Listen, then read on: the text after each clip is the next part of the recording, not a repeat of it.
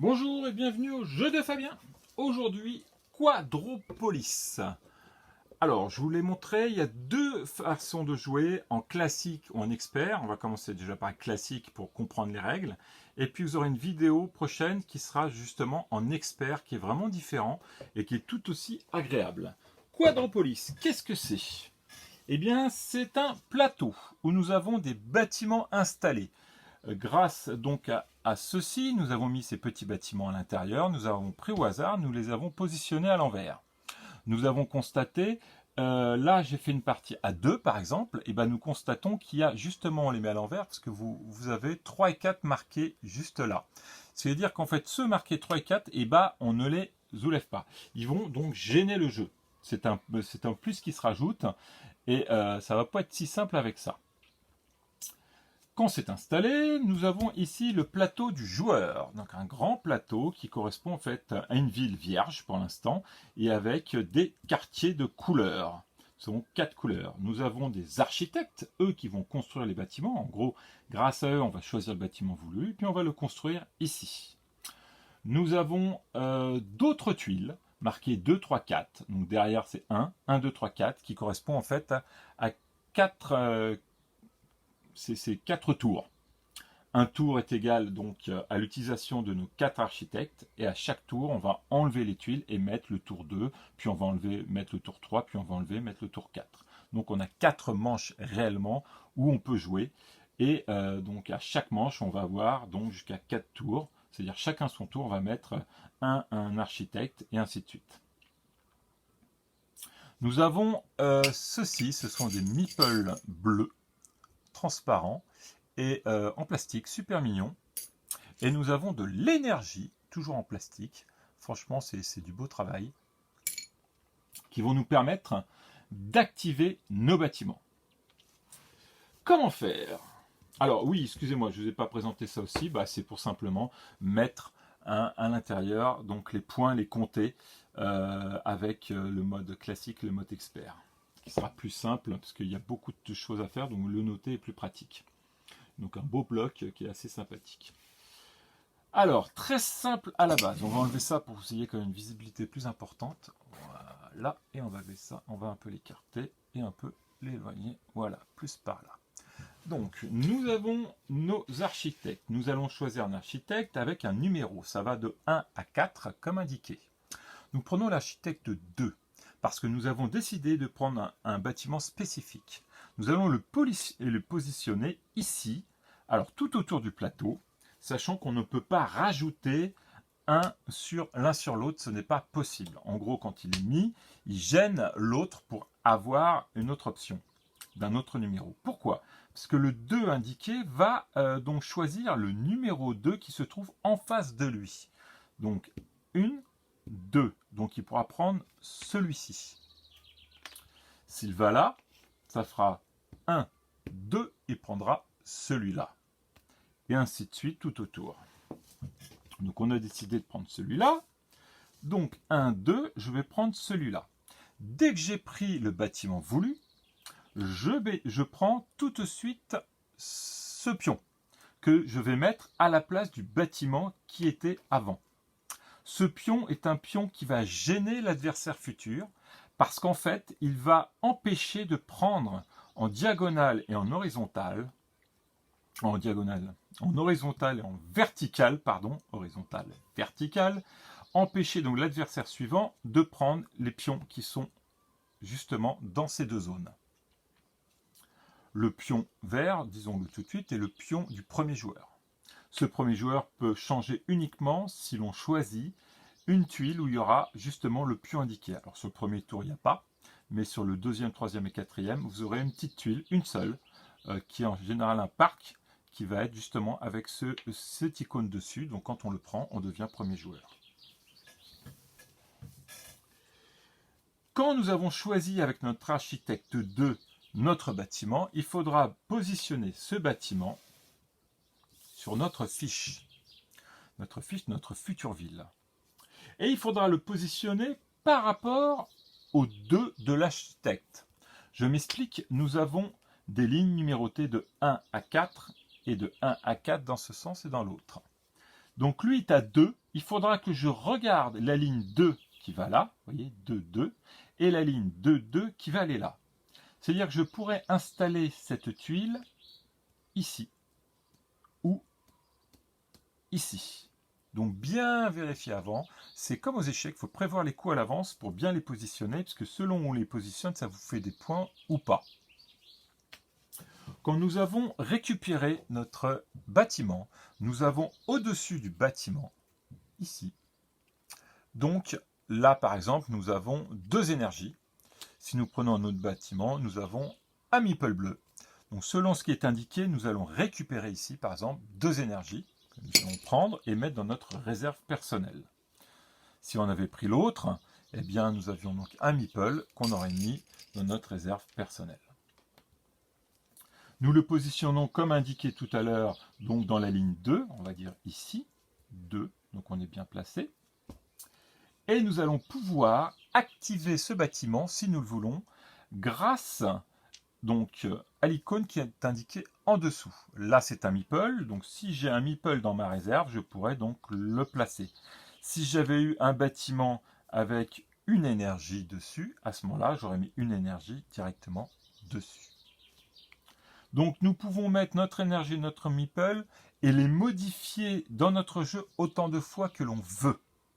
C'est juste à la fin de la partie qu'on va le faire une dernière fois, enlever, remettre, savoir quel bâtiment nous allons activer, plus qu'un autre qui peut être moins intéressant car nous n'avons peut-être pas assez donc de meeple ou d'énergie.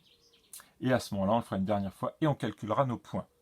S'il nous reste dans notre réserve des énergies et des meeples, ça correspond à un point négatif pour chaque. Donc à éviter trop d'en laisser.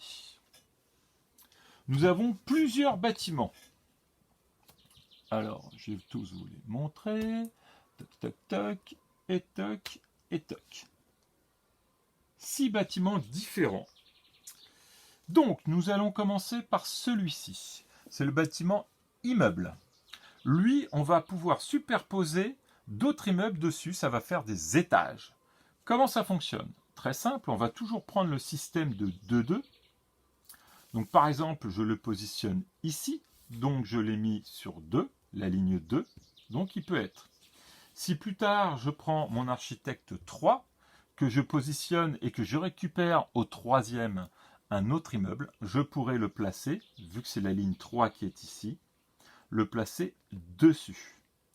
Si entre-temps, j'avais déjà activé cet immeuble grâce à mon énergie, eh bien, je peux mettre celui-ci dessus et mettre l'énergie. Ça permet de mettre une énergie pour plusieurs niveaux, en sachant que l'étage est jusqu'à 4 maximum. Et à chaque fois, donc, je bénéficie de ce qui est indiqué au-dessus. Ici, là, il y a 2 meeples, donc je récupérerai 2 meeples et que je mettrai dans ma réserve qui servira plus tard. Nous pouvons, comme je vous ai dit, aller jusqu'à 4. Alors, pour se rappeler un peu de tout ce qui est en points, ça peut être compliqué au départ. Et bien, ils ont eu la bonne idée de faire une belle fiche. Donc, on va travailler là-dessus pour vous montrer. Donc là, comme indiqué, un seul, ça sera 1 point. 2 niveaux, ça sera 3 points. 3 niveaux, 6 points. Et 4 niveaux, 10 points. Pardon, je mets ça ici. Voilà. Ça, c'est pour le premier. Le second, on va même garder ça parce que vous allez comprendre pourquoi. Ce sont les parcs. Quand nous mettons un parc à côté, il a 2 avantages. Le premier, c'est déjà, en mettant à côté, nous avons un système qui permet en fait de mettre un parc. Si on met un immeuble autour du parc, vous allez avoir 2, 4, 7 ou 11 points jusqu'à 4 immeubles. Alors, comme vous pouvez constater, il n'y a pas de diagonale pour avoir des points parce qu'on ne peut pas avoir de points avec des diagonales. Ça sera horizontal ou vertical. Et là, le parc a l'avantage supplémentaire d'enlever un énergie si on en a en trop. On pourra le positionner dessus et ça nous évitera d'avoir un point négatif à la fin de la partie. Nous avons le supermarché. Alors, le supermarché, il a 2 avantages. Un qui est lié avec un autre bâtiment que je vais vous expliquer après, et un qui est lié au meeple. Donc le supermarché, on pourra l'activer. À partir du moment qu'il est activé, on pourra mettre jusqu'à 4 meeples sur ce supermarché. Plus vous aurez de meeples dessus, plus vous gagnerez de points. comme indiqué ici. Donc là, vous mettez un meeple dessus, ça vaut 1 point, 2 meeples 2 points, 3 meeples 4 points, 4 meeples 7 points. Si bien sûr vous avez plusieurs supermarchés, vous pouvez faire autant de meeples qu'il y a indiqué, donc 4 maximum par supermarché, et ça se cumule à chaque fois. Nous avons le port. Le port, lui, il faut le connecter avec d'autres ports pour que cela soit intéressant. Exemple, voilà. Donc là, nous les connectons l'un sur l'autre. Et plus nous les connectons, là ou là ou là, c'est comme vous voulez, du moment qu'ils sont connectés, ça nous permet de faire des points, comme indiqué. Voilà. Donc, si on a un port, ça fait 0 points. Si on a 2 ports côte à côte, ça nous fait 3 points. 3 ports, 7 points. Et 4 ports, 12 points. Donc, comment ça se calcule? C'est très simple. Là, j'en ai 3. Donc, 3, ça nous permet d'être à 7. Maintenant, si j'en avais 2, 2 ports, ça nous fait 3 points. Et là, ça fait 3 points là. Et là, vu qu'il y a 2 ports aussi, ça nous fera 3 points, soit 6 points au total. Donc, quelque part, quand on regarde, si on a la possibilité, il vaut mieux mettre 3 ports en long, ça nous ferait 7 points, donc un point de plus que si on les mettait comme ça. Après, ça dépend ce qui nous reste en place aussi. Nous avons les monuments, alors ce qu'on appelle les monuments de l'État.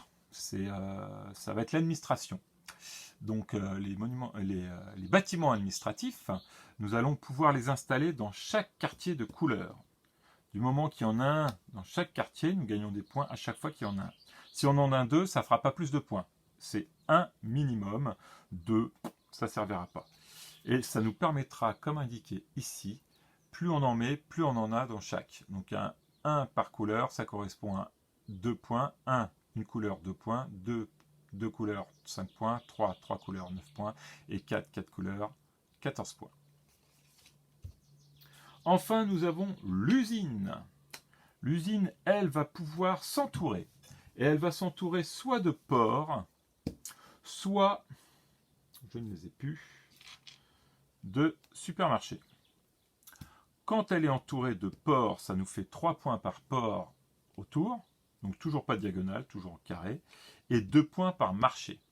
En gros, le marché, vous avez constaté qu'on peut mettre des meeples. On calculera le nombre de meeples qu'il y a dans le marché, ça nous fera des points. Et en plus, on rajoutera 2 points par marché qui sont autour de l'usine. Voilà pour ça. Après, quand nous avons rempli nos 4 phases, nous avons fini. Tenez, j'ai oublié, ça va être celle-là. Vous voyez, celle-là. Eh bien, je vous parlais du premier joueur. Eh bien, voilà, elle est là. Donc là, vous avez le jeton. Donc quand je prends cette carte-là et que je le mets, à partir de là, je serai le premier joueur jusqu'au temps qu'une autre personne prenne un jeton comme ça, une tuile comme ça, pour pouvoir reprendre le système du premier joueur. Pour les points, c'est très simple. Ce qu'on a avec la fiche des points, on va aller compter et le cumuler sur le bloc. Et sur ce bloc, on va pouvoir compter. Aussi simple que ça. Voilà pour le jeu, c'est pas compliqué. Nous avons une petite mini extension qui se rajoute. En fait, on remplace le square ici pour gagner un meeple par rapport au square précédent où là on avait l'avantage d'avoir de pouvoir enlever une énergie. Donc ça fait un petit bonus en plus et un négatif dedans. Donc ça peut faire une petite recherche supplémentaire. Maintenant, autant passer à l'expert directement. Ce petit tuile est sympathique, mais bon, pour une extension, j'aurais pensé plus. L'expert permet vraiment d'améliorer le jeu, et vous le constaterez quand je vous montrerai donc la vidéo. Eh bien écoutez, je pense avoir tout dit. Je vous souhaite une bonne journée et de bons jeux.